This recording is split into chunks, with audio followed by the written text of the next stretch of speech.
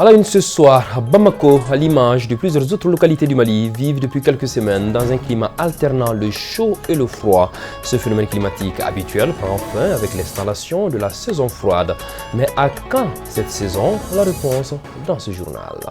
Dans cette édition, nous vous inviterons à faire un tour à la grande mosquée de Bamako. Cet édifice emblématique ne se limite pas à être un simple lieu de culte, mais se transforme également en un centre communautaire où se côtoient plusieurs nationalités. Reportage à suivre. Voilà donc pour les titres de cette édition dont j'ai l'immense bonheur de vous présenter. Bonsoir et bienvenue à tous. Journée de mobilisation symbolique ce samedi en soutien à l'armée malienne. L'initiative est de la plateforme Fasso-Djigui, présidée par Diawara Zeynep Sidibé du CNT en partenariat avec la jeunesse de la commune 3. Elle vise non seulement à encourager les efforts des femmes, mais également à saluer les bonnes œuvres de la transition sous la conduite du général d'armée Assimi Goïta, président de la transition, Amadou Diallo. Les jeunes de la commune 3 du district de Bamako, à travers cette mobilisation symbolique, entendent multiplier les actions visant à soutenir l'armée malienne. Une initiative appuyée par la plateforme Fasso-Djigui, présidée par Diawara Zeynep Sidibé du Conseil national de la transition. L'objectif recherché, c'est de soutenir l'armée. On a reconquis Kidal, ce n'était pas chose facile. Donc les jeunes de la commune 3 ont jugé nécessaire de soutenir l'armée. Le message que moi je souhaite au nom de la jeunesse véhiculer, comme le président de la transition, son excellence le général d'armée Assimi Goïta l'a si bien dit, que s'il échoue, c'est la jeunesse malienne qui échoue.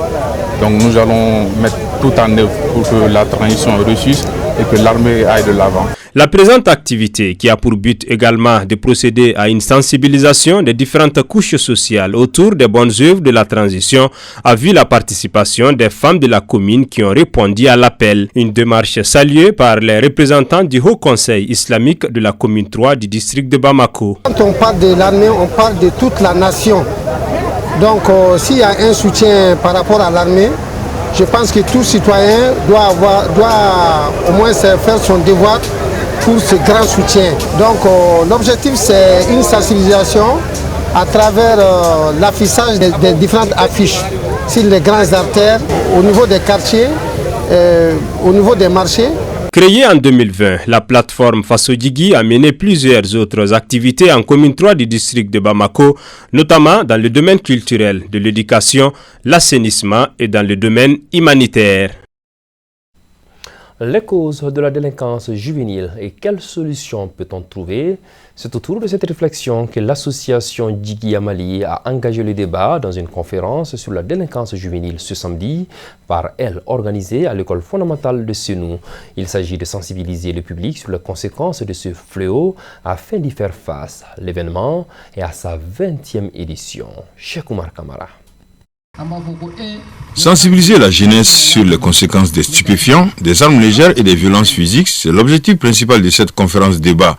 La délinquance juvénile étant un fléau à combattre pour le développement socio-économique du Mali, la jeunesse doit être au premier plan. L'objectif de cette activité, c'est de sensibiliser la jeunesse de la commune 6, plus précisément la jeunesse de Senou, pour diminuer le taux de la délinquance juvénile partout aujourd'hui en commune 6, au Mali d'ailleurs, parce que nous sommes aujourd'hui à notre 20e édition et on a vu qu'aujourd'hui le taux de délinquance a beaucoup diminué. Les autorités sécuritaires, administratives et coutumières ainsi que les membres de la CAFO se sont tour à tour exprimés sur la délinquance juvénile.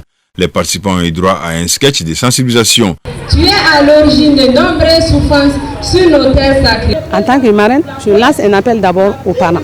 J'aimerais que chaque parent puisse revoir l'éducation de nos enfants. Parce qu'avec les réseaux sociaux, le téléphone, les parents ont fui leur rôle de parents. On ne sait même pas où nos enfants vont, qui ils fréquentent. Donc si les parents reprennent l'éducation des enfants en main, dans la famille d'abord, avant qu'ils sortent dehors, je crois que ça va beaucoup contribuer à la lutte de la délinquance juvénile. En réalité, c'est un fléau national où tout le monde doit s'impliquer pour éradiquer. À commencer par les chefs de famille, dans les écoles et les pouvoirs publics. Donc chacun doit jouer son rôle pour éradiquer ce fléau qui mine nos sociétés. L'association Djiguéa Mali œuvre pour les actions de développement de notre pays. Elle a été créée en 2016. Je vous l'annonçais au sommaire, le mois d'octobre qui vient de se boucler a été marqué par une alternance du chaud et du froid. C'est un phénomène climatique habituel qui prend fin avec l'installation de la saison froide. Mali Météo rassure et invite la population à la précaution. Cheikh Oumar Kamara et Amadou Loubé Koné se sont rendus à l'agence météorologique pour ORTM2. Nous sommes déjà en intersaison. Tôt le matin, il fait froid. La température monte l'après-midi pour chuter le soir. Une chose est sûre, la saison froide approche à grands pas. C'est une période qui s'explique sur le plan météorologique. Et lorsque le froid va s'installer définitivement, ça veut dire que la saison des pluies va se retirer. Le froid va s'installer lorsque le front intertropical va se retirer sur le Mali complètement. Mais présentement, tel n'est pas le cas parce que cette année, c'est une saison exceptionnelle. Et compte tenu du prolongement de la saison de pluie, le froid, le grand froid, nous allons rentrer le grand froid au-delà du mois de décembre et janvier. Cette période qui annonce l'arrivée de la saison froide est une alerte à la population qui doit prendre des mesures pour atténuer les impacts négatifs de ces changements habituels de saison. C'est pourquoi Mali Météo donne des conseils à la population.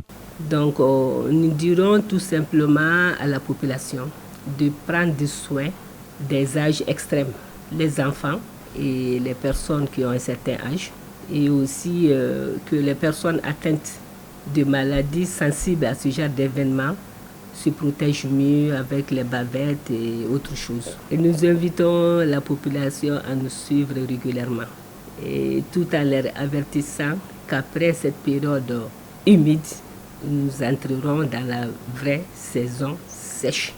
La population doit s'attendre à des canicules. La population est donc appelée à écouter et à suivre les informations de la météo qui servent à protéger les vies et les biens.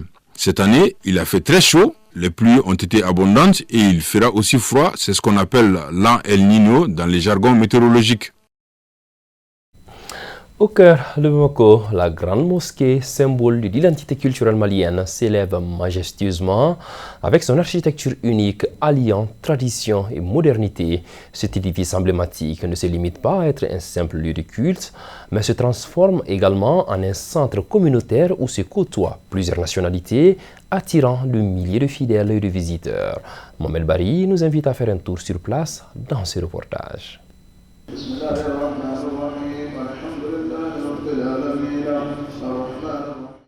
La grande mosquée de Bamako est l'un des monuments les plus emblématiques de la ville. Inaugurée le 30 juillet 1976 sous le nom de mosquée Roi Faisal Ben Abdul Aziz. Elle s'étend sur une superficie de plus d'1 hectare et a été construite dans un style architectural malien avec des influences modernes. Sa capacité d'accueil est impressionnante, pouvant aller à des milliers de fidèles. La mosquée, celle du Dabanani, c'est la première mosquée de Bamako qui date il y a de cela 7 siècles. La deuxième mosquée, c'est celle qui se trouve à Bozola, qu'on appelle l'ancienne mosquée du vendredi de Bamako. Avec la démographie, à l'époque, on a demandé au gouverneur Edmond Nouveau pour nous donner un espace plus viable et plus grand afin que les populations musulmanes puissent prier les jours de vendredi. Donc il a accepté. Et la première pierre a été posée le 12 novembre 1948 en présence du gouverneur Edmond Nouveau, en présence de Mardié Niaré et en présence du doyen Lao Touré qui était le patriarche à l'époque. Et lors de la première visite du roi Faisal en 1966, donc il a demandé aux autochtones si on peut démolir la première mosquée et construire une mosquée moderne avec la coopération entre le Mali et l'Arabie Saoudite. La population musulmane, la communauté musulmane a accepté, en l'occurrence les autochtones, ils ont accepté en 1974.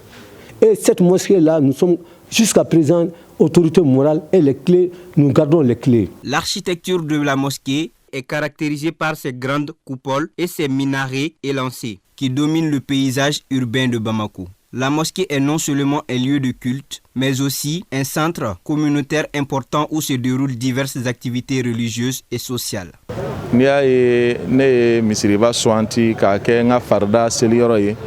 Si tu vois que j'ai choisi la grande mosquée pour faire mes prières quotidiennes, c'est parce que je suis logé ici à Bagadadi, où se trouve la mosquée. Nos pères, nos grands-parents et nos arrière-grands-parents priaient là. C'est pour ça qu'après eux, nous avons perpétué la tradition.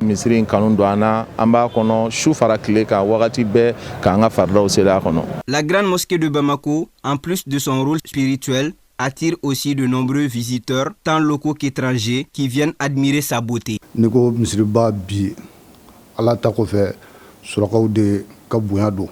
Si nous parlons de la grande mosquée aujourd'hui, c'est grâce à Dieu et aux Tourés qui détiennent les clés de la mosquée. C'est eux qui élisent l'imam, car on ne peut pas parler de mosquée sans imam. Pour ça, je les salue beaucoup. Ils n'ont pas trahi leurs engagements envers nos ancêtres, depuis Bakari Kale, Zoumana Kale, Oumar Kale, Amadou Kale, Bala Kale, Suleiman Kale, Koké Kale jusqu'à moi. Tout ça, c'est grâce à eux. Dans ce pays, si tout le monde sait où mettre les pieds, je crois que tout ira bien. En somme, la grande mosquée n'est pas seulement un monument architectural, mais un véritable pilier pour la vie communautaire et spirituelle. Voilà, c'est là-dessus que s'achève cette édition de 19h30 que j'ai eu l'immense bonheur de vous présenter. Le journal Mamana qui suit juste après une présentation ce soir de Daouda Kone. Tolérance, endurance, résilience, confiance et patience. Paix et bénédiction d'Allah sur le Mali.